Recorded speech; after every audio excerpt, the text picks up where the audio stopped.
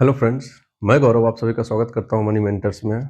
और आज का जो हमारा वीडियो है वो इस चीज़ पे है कि कई बार लाइफ में कई चीज़ों की ज़रूरत होती है, जहाँ चाहे वो हम चाहे ना चाहे, हो सकता है कई बार ऐसी चीज़ें हो जाती है जिसके कारण लोगों को लोन लेना पड़ता है। जैसे बीमारी है, कोई एक्सीडेंट है, या कई बार ऐसी चीज़ें होती है जिसे आदमी सोच समझ कर लोन लेता है। चाहे लोन चाह कर ले या अनचाहे कंडीशन में ले, लोन लेने के बाद क्या है कि उसकी एक ईएमआई फिक्स हो जाती है। तो जब ईएमआई फिक्स हो जाती है तो उस समय क्या है कि व्यक्ति को ये समझ में नहीं आता है कि हम कितनी की ईएमआई बनाएँ। वो सिर्फ़ ये देखता है कि अगर हम ज़्यादा दिन की ईएमआई बनाएँगे तो ईएमआई तो छोटी हो जाएगी, लेकिन उसको इंटरेस्ट ज़्यादा पे करना पड़ेगा। तो ऐसे में वो क्या करता है कि कम दिन की ईएमआई बना के अपनी ईएमआई बढ़ा लेता है। अब ईएमआई बढ़ाने से क्या होता है कि उसकी सैलरी एक लिमिट है, सोर्स ऑफ इनकम जहाँ से भी उसकी आ रही है, सैलरी ही नहीं, अगर बिज़नेसमैन है तो सोर्स ऑफ लिमिट जो है, मतलब सोर्स ऑफ इनकम जो है उसका वो लिमिट है।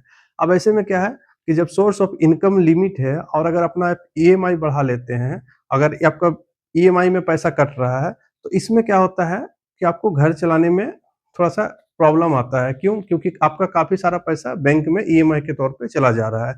चाहे वो लोन के पैसे को आप एसेट के तौर पे यूज़ किए हों या मेडिकल ट्रीटमेंट में यूज़ किए हों, वो अलग चीज़ है।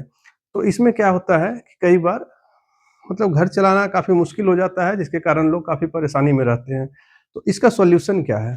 तो इसका सॉल्यूशन जैसे मैं मान के चल रहा हूँ कि कोई व्यक्ति 15 लाख का लोन लिया 5 ईयर्स के लिए, ठीक है? और इसका जो ईएमआई बना है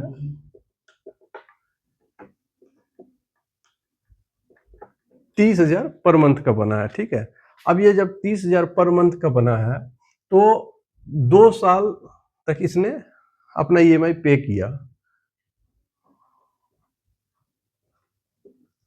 आफ्टर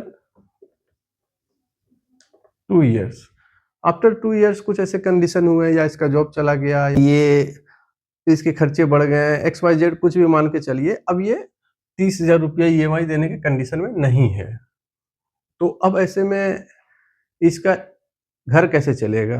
ईएमआई तो कटेगा ही, क्योंकि वो तो फिक्स है। तो ऐसे में 2 आपके पास ऑप्शन है। पहला क्या है कि आप अपने जो आपका जो बैलेंस अमाउंट बचा है, जैसे 15 लाख था, आपने 2 साल पे किया, तो हम मान के चल रहे हैं 11 लाख रुपया बचा है, ठीक है? मतलब आपका 11 लाख रुपया का पैसा और पे करना है आपको बैंक को, ठीक है?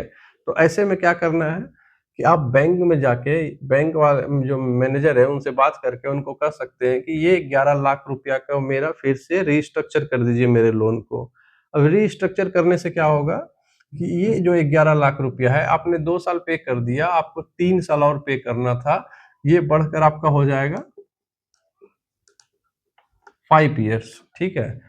मतलब ये आपको फिर से 11 लाख का लोन मिल गया, ठीक है? रीस्ट्रक्चर करने से। अब यहाँ क्या होगा कि आपकी जो ईएमआई है, ये हो जाएगी 22,000 का। इससे फ़ायदा क्या होगा कि जो 8,000 रुपया पर मंथ आपको एक्स्ट्रा बर्डन के तौर पे लग रहा था, वो थोड़ा-सा आपके सिर से हल्का हो जाएगा। लेकिन इसका लॉस क्या होगा कि 2 साल आपने पे किया था, 3 साल में आपका ऑलरेडी लोन कंप्लीट हो रहा था, वो 5 साल में होगा। अब चूँकि ईयर्स बढ़ रहा है, तो आपका रेट ऑफ इंटरेस्ट भी बढ़ेगा, मतलब आपको इंटरेस्ट थोड़ा ज़्यादा पे करना होगा।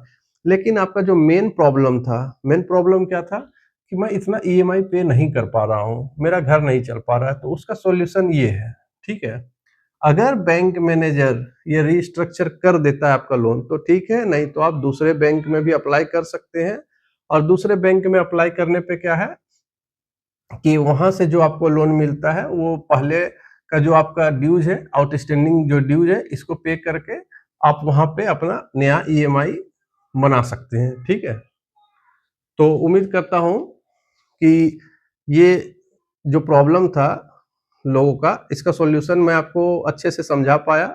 और भी अगर इस तरह का कोई फाइनेंशियल प्रॉब्लम आता है, तो आप हमें कमेंट करके बताएँ।